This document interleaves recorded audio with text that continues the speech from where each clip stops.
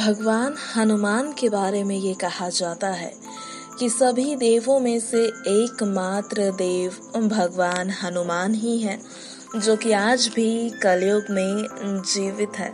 जी हाँ, शास्त्र और पुराण उनके पृथ्वीलोक पर मृत्युलोक पर आने की कई कथाएं कहते हैं, लेकिन मृत्युलोक कर छोड़कर जाने की कोई कथा हनुमान जी के बारे में नहीं मिलती है।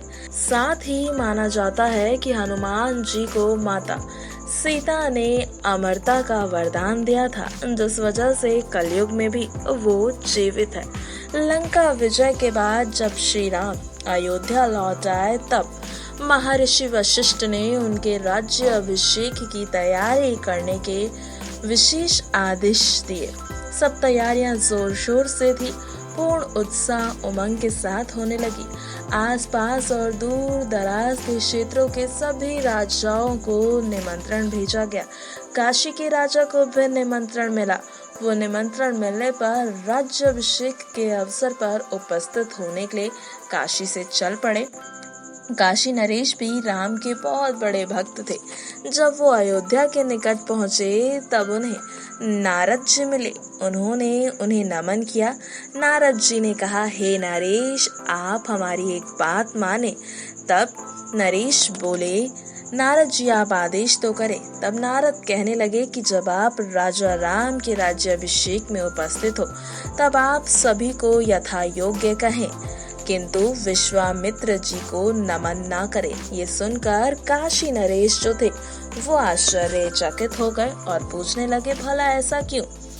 ये आपको बाद में पता चल जाएगा। ऐसा कहकर नारद जो थे वो नारायण नारायण का जाप करते हुए अंतर्ध्यान हो गए। अब आगे सुनिए। काशी नरेश राज्याभिषेक के शुभ अवसर पर जाकर अपने स्थान पर आसीन हो गए। परिचय की औपचारिकता के अवसर पर काशी नरेश का भी परिचय दिया गया। काशी के राजा ने सभी को यथा योग्य कहा, लेकिन ऋषि मुनियों की पंक्ति में अपने आसन पर आसीन विश्वामित्र जी को उन्होंने सादर नमन नहीं किया। ये देखकर विश्वामित्र जी को बेहद क्रोध आ गया, किंतु वो उस समय कार्यक्रम में खलल नहीं डालना चाहते थे और चुपचाप बैठे रहे। श्री राम के राज्याभिषेक का शुभ कार्य संपन्न हुआ। सब उन्हें यथा योग्य बधाई देते हुए अपने अपने स्थानों से नमन करने लगे। तब उचित अवसर पाकर विश्वामित्र जी ने श्री राम से अपने मन की बात कही। ये सुनकर श्री राम को भी अच्छा नहीं लगा। उन्होंने इसे मर्यादा का उल्लंघन मानते हुए कहा, ऋषि, शाम से पहले मैं काशी नरेश को इसका दंड जरूर दूंगा, आप निश्चित रहे। उधर जब काशी नरेश को बीच रास्ते में ही ये बात पता चली, तो वो डर गए और सोचने लगे कि अब भला श्री राम के क्रोध से कैसे बचा जाए।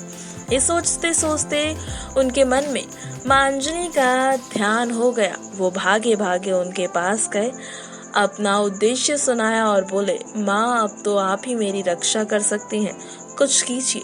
माँ अंजनी ने उन्हें आश्वासन दिया और उन्हें निर्भय कर दिया। जैसे ही हनुमान जी माँ अंजनी के पास आए, माता ने तुरंत ही अपने राम भक्त वीर पुत्र की सारी घटना बतलाकर कहा कि इसमें काशी नरेश का कोई दोष नहीं है।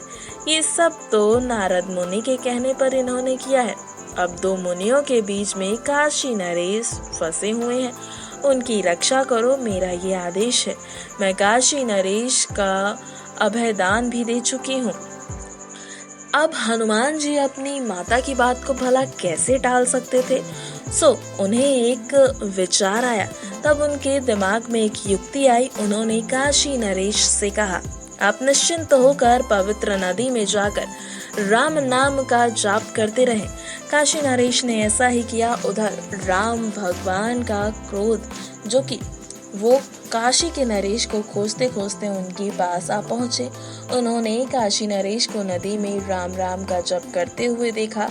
उन्हें देखते ही क्रोध में भरे राम ने तीर संधान करके जैसे ही उनकी अहिल्या समाप्त करने की चाही, तभी हनुमान जी तीर के सामने आकर खड़े हो गए। श्री राम ने ये देखा तो बोले, हनुमान ये सब क्या है? तब हनुमान जी बोले, जो आपका नाम जप रहा है उस पर मैं कैसे तीर संधान करने दूंगा? भगवान, मैं अपने प्रभु के नाम लेने वाले की रक्षा का प्रण ले चुका हूँ, कृपया आप इन्हें क्षमा कर दे। इसमें इनका कोई दोष नहीं है। इस सब करे धरे का कारण तो नारद मुनि है। जब श्री राम ने ये सुना तो उन्होंने काशी नरेश को क्षमा कर दिया। वीर हनुमान जी से बोले, वास्तव में हनुमान जी अत्यंत बुद्धिमानी थे। तब हनुमान जी बोले, प्रभु श्री राम, ये सब तो आपकी ही प्रभुताई की वजह से है। जी हाँ, अगर आप भी चाहते हैं भगवान हनुमान को प्रसन्न करना तो एकमात्र सरल और सटीक रास्ता यही है कि आप भगवान राम का नाम ले, भगवान राम के नाम का जाप करें। इससे ना केवल भगवान राम प्रसन्न होंगे बल्कि राम भक्त हनुमान भी आपसे बेहद प्रसन्न होंगे। आशा है आज की ये अनसुनी जानकारी आपको बेहद पसंद आई होगी। नेक्स्ट 9 स्पिरिचुअल से आर्थिक रिपोर्ट।